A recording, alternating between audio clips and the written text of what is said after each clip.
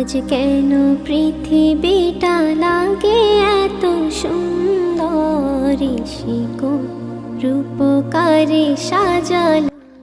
ভাই আজকে মসজিদে যাননি, এখানে নামাজ পড়ছেন? ভাই কাজের জন্য মাঠে একটু কাজ ছিল তো, তাই এই মাঠের মধ্যেই নামাজটা শেষ করে নিলাম ভাই।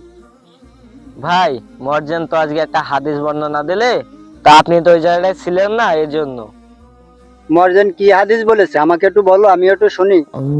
ভাই মর্জেন আজকে আমাদেরকে বলেছেন হাদিস থেকে যে আমাদের প্রিয় নবী হযরত মুহাম্মদ সাল্লাল্লাহু আলাইহি ওয়াসাল্লাম বলেছেন, তার কোনো উম্মত যদি তার সুন্নত আদায় করে তো তিনি সেই উম্মতকে ছাড়া বেহেশতে যাবেন না।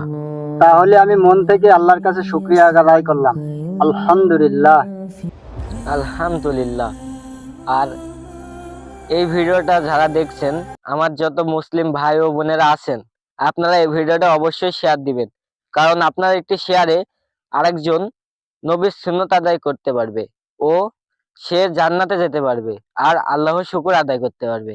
আসসালামু আলাইকুম ওয়া রাহমাতুল্লাহ। এই বলে আজকে আমি বিদায় নিলাম।